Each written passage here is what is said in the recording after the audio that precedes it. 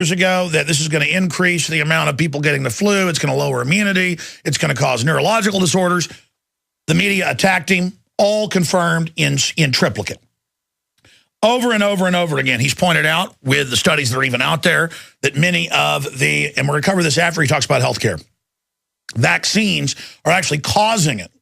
They had to admit in California, most of the whooping cough cases that they call an epidemic are from the shot. Most of the so-called polio now, even CBS News admits, is from the polio vaccine. So all of this is happening, and now Natural News has this big breaking report, and we have the documents from the court. We're going to show this later if you're watching on Prisonplanet.tv. If not, just go to Infowars.com or naturalnews.com. Merck vaccine fraud exposed by 2 Merck virologists. Company faked mumps vaccine efficacy. Results for over a decade, says lawsuits. This is people leaking it and the documents that it was actually giving people the pathogen and making them sick. Incredible. And I'm springing this on Dr. Blaylock, so I may, during, we've got his email, folks. Send him this article right now so you can read it during the next break if he hasn't seen it. But he joins us now without further ado. And again, RussellBlaylockMD.com. And there's also the Wellness Center. Just type in his name, you'll get it. Again, doctor, thank you for coming on with us. Did you feel like you were sucker punched? I mean, I physically got nauseous, which really never happens with even bad news, when I got that ruling, knowing the IRS is now going to be in my medical records and running my life even more, the collection agency for the Federal Reserve. What did you think the minute you got the news that morning, sir? Well, in this day and age, hardly anything surprises me, Alex. So kind of like you, that if you can think of it, they'll do it. And if you are a student of this and look at the history over the last several hundred years, you see that these are the type of proposals and events that are staged to bring about their utopian dream. I was surprised that the Supreme Court did not rule this unconstitutional.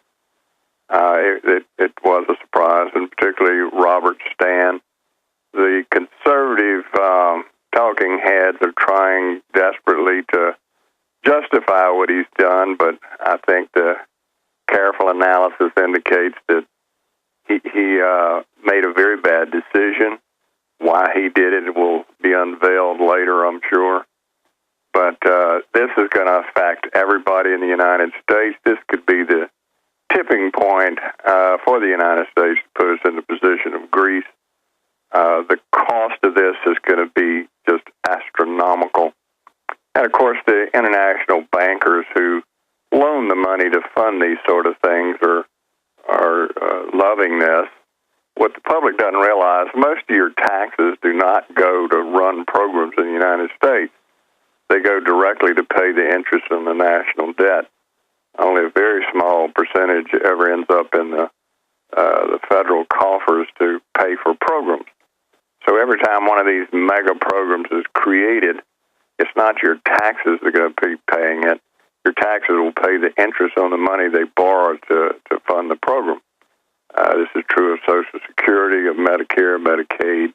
All of these mega programs are funded by deficit spending, not by direct taxation. And that's the illusion. People always say, well, my taxes are going to go up to pay for this, and the conservatives are saying this is going to cause a massive tax increase to pay for this. Well, it is a massive tax increase, the most massive in American history, but it's not paying directly for your health care. It's paying for the interest on the loan that they took from the international bankers to pay for the program. Nothing is ever done directly by taxes. That's an illusion. You read Rasmussen's book about his analysis of this. You see that he has all the numbers and data and figures to show you that indeed is true. So we need to get over this illusion that you're paying taxes to run the government. I have a lot of friends who make a lot of money and they pay big taxes, and they say, well, I don't mind supporting the country and doing my part. And I said, well, would you mind if you found out that your taxes were not supporting the military and supporting highway building and Social Security, if you found out your taxes were just paying international bankers to loan fake money to the federal government to run these programs? Well, then it's a whole different ballgame. Then you're not too happy. No, I don't like the fact that you're taking my hard-earned income and giving it to international bankers so they can loan you fake money. And that's what happens. And take control of your life and announce. Did you see the CNBC clip where they said, yes, we're slaves to foreign banks, and basically it's a wonderful thing?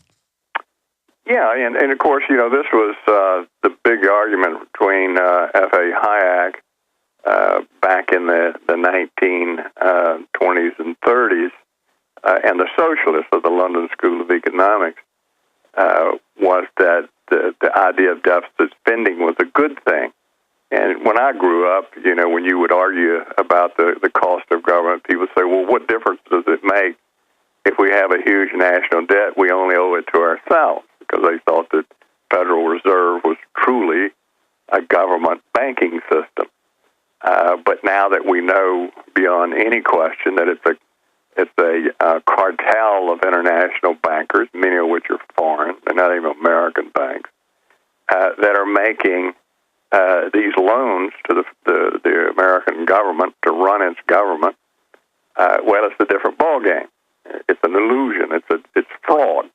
And if any of us did that in our private lives or our businesses, we'd be charged with fraud and serve long prison terms. The federal government does it repeatedly, and they have the people thinking, well, we only owe it to ourselves. Well, you don't. You owe it to international bankers. And they position us into fraudulent debt and sign us onto their debts and then grandstand and tell us we shouldn't take hot showers because it makes the carbon hurt the earth, while they literally live the lives of kings flying around on their private jets. It is beyond ridiculous. Well, yeah, and you look at any socialist system, it's sold on the idea, well, planning is much more frugal than an unplanned, laissez-faire society. But when you look at the history of socialism, you see the exact opposite. When the federal government or the state government does these things, it costs hundreds, if not thousands of times more than any private organization. And it creates corrupt insider groups that deliver total tyranny and hell. Right, and you look at it, you go through this so-called Obama health care. Stay there. Let's do that, doctor. We've got a break. We're going to come back, go through it, what it's going to do. As a medical doctor, what you think it's going to do. And stay there.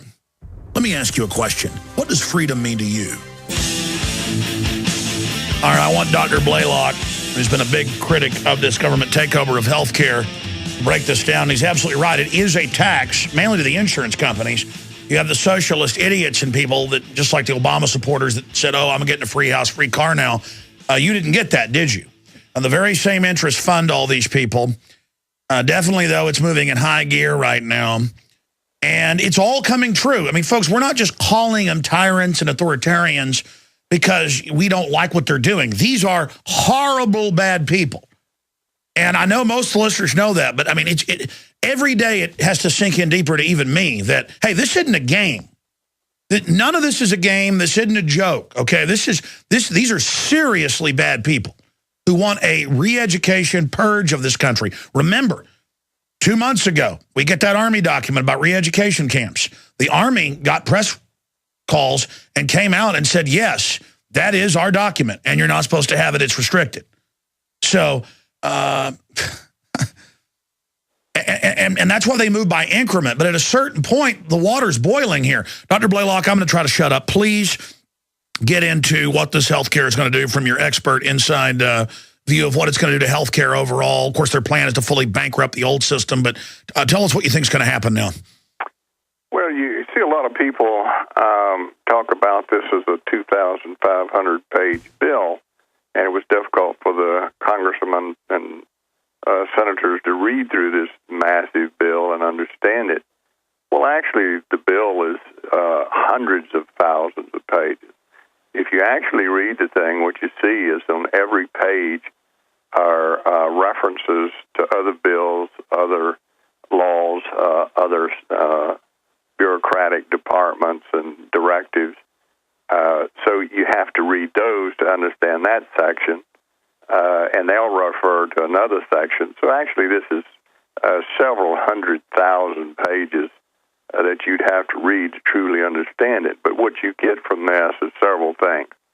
And, of course, if you read the history of this, what they've wanted from the beginning, you see that this is just designed to give a blank check to the federal government to fill in the blanks, and they'll do what they want. It's sort of like that blithering idiot Pelosi said, we need to pass this bill so we can find out what's in it. Well, you look at it, it's a blank check. You fill in the blanks. But we know for sure what it does. It punishes physicians for caring for you. If the physician gives too much care, he's punished. It gives the government great latitude in being able to determine what specialty a physician goes in, and even to retrain physicians that are already in a specialty. You may say, well, we don't need any more gastroenterologists. We're going to make you a general practitioner. And we don't need any more in your area of the country. We need some in North Dakota, so you need to pack your family and move to North Dakota.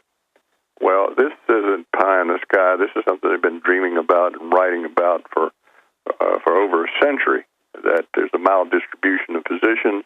There's too many in the wrong specialties, and we need more general practitioners. And so they've written these plans repeatedly, and this bill allows that. A lot of talk about the death panels. Well, what it says in there in specific language is that we'll have a panel that will discuss with the family and the patient, if they're awake, end-of-life discussion. And then it says only certain government-approved agencies will be able to give these panel discussions, which means that it'll have to conform to what Emmanuel, I've got his name now, the president's advisor on medical matters, Rahm Emanuel, and his brother Ezekiel Emanuel. Now, his brother has written extensively on what he calls the worth of life. And Tom Daschle said it. They've all, now they admit, when they couldn't pass it at first, they said, there's no death panels. Now Bill Gates is like, kill an old lady, hire 10 teachers. And the teachers are like clapping. They have no idea what they're getting into. Well, they don't. And you see, these things were also discussed extensively under National Socialism, under Mussolini's fascism and Soviet Russia, and Communist China. These things are topics that are openly discussed, that in fact, what we need to do is get rid of the useless eaters. That was the term the Nazis used, was useless eaters. People with complex diseases, people with chronic diseases, multiple sclerosis, people with rheumatoid arthritis, crippling diseases, the blind, the aged. These people are just useless eaters. They contribute nothing to society. Dr. Blaylock, stay right there. We got a long segment coming up, and you're going to just, again, have the floor to break this down with precision, what's really in the health care bill. And now they're admitting all this, too. They're like, yeah, we're going to not give you health care. Yeah, we're going to do all that, yeah.